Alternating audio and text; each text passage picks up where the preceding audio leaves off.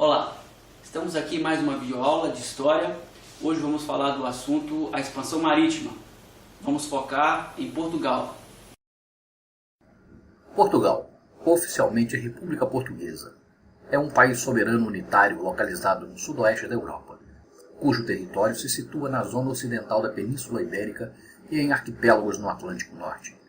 O território português tem uma área total de 92.090 km², sendo delimitado a norte e leste por Espanha e ao sul e oeste pelo Oceano Atlântico, compreendendo uma parte continental e duas regiões autônomas, os arquipélagos dos Açores e da Madeira. Portugal é a nação mais ocidente do continente europeu.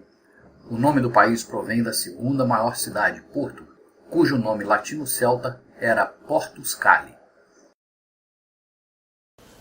Portugal foi a pioneira na expansão marítima.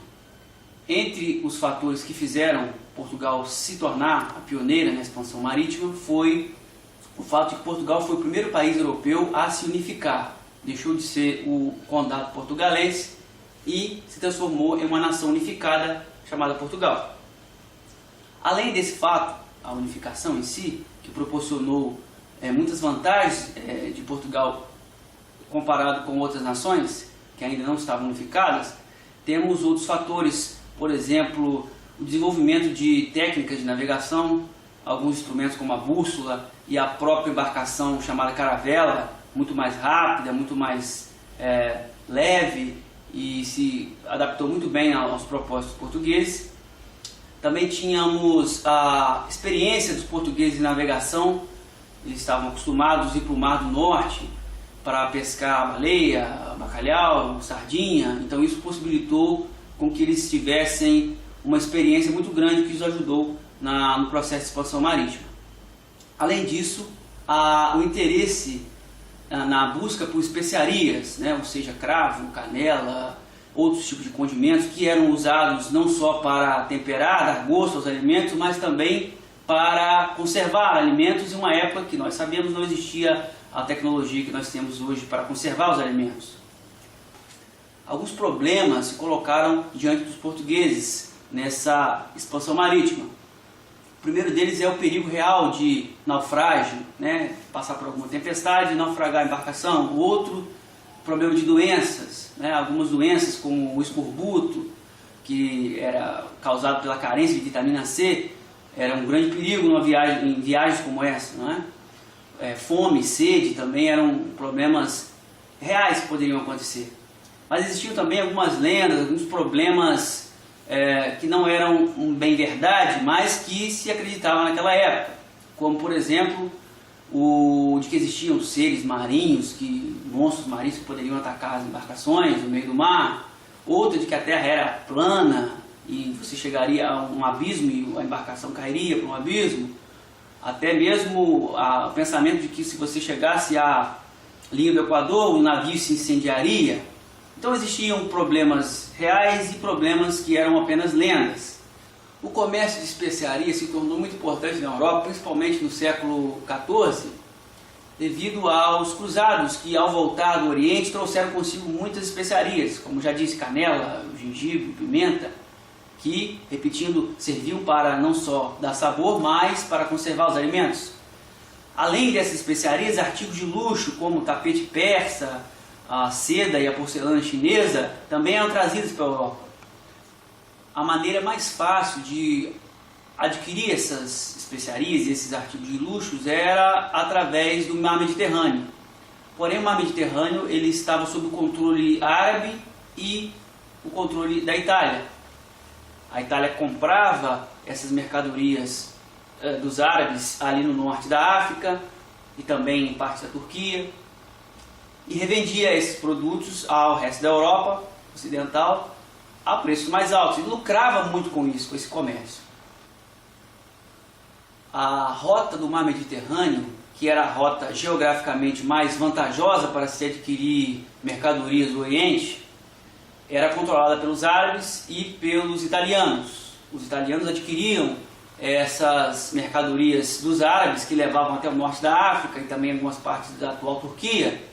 Os italianos compravam essas mercadorias e revendiam no resto da Europa e lucravam bastante com esse comércio. Então os portugueses que nós estamos estudando agora, eles se viram num dilema. Não tinham como lucrar tanto como queriam, porque eles compravam esses produtos revendidos da Itália. Uma solução encontrada foi tentar encontrar novas rotas, fugindo da rota controlada do Mediterrâneo. Essa nova rota vai ser o contorno do continente africano. Uma outra motivação, além da motivação econômica que os portugueses tinham para sair no mar aberto rumo a novos territórios, era a motivação religiosa, combater os infiéis, que eram assim chamados, no caso aqui os mouros, muçulmanos. Em 1415 foi considerado o marco da expansão marítima, porque Portugal invadiu o território de Ceuta, no norte da África, expulsando dali os muçulmanos, um ponto estratégico de comércio para Portugal, e ali é marcado o início o marco da expansão marítima, né?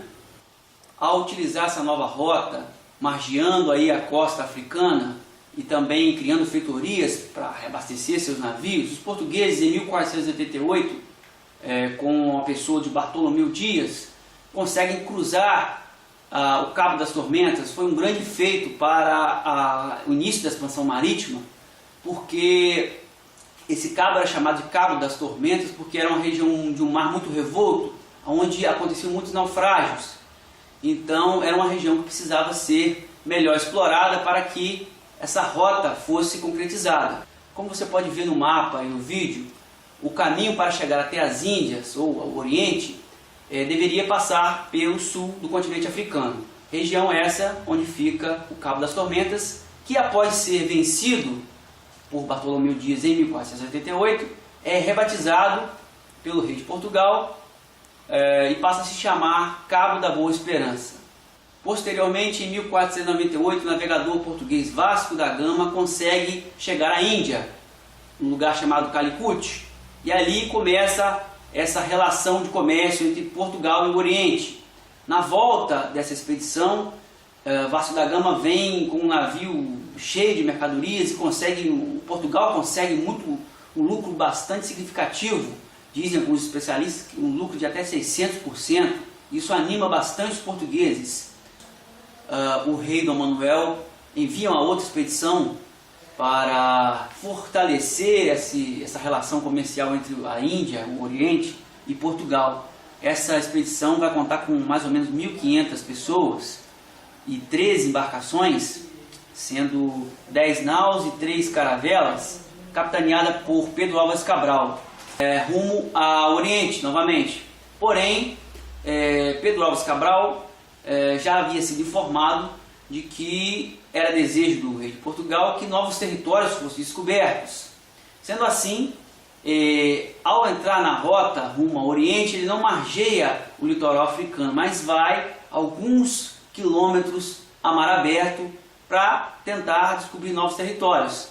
Já sabendo da expedição bem-sucedida de Cristóvão Colombo, que descobriu a América, Pedro Álvares Cabral afasta-se do litoral africano e avista aves e também algas marinhas, significando proximidade de terra.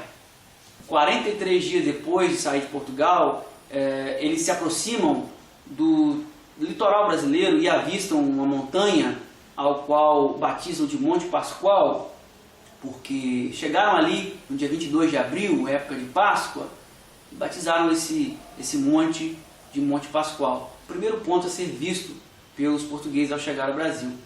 Hoje esse local é a cidade de Porto Seguro, na Bahia. E é a partir dessa chegada dos portugueses no território brasileiro é que vai dar início ao período que nós conhecemos como período colonial na história do Brasil. Mas esse é assunto para outra aula. Espero vocês na próxima aula e até logo!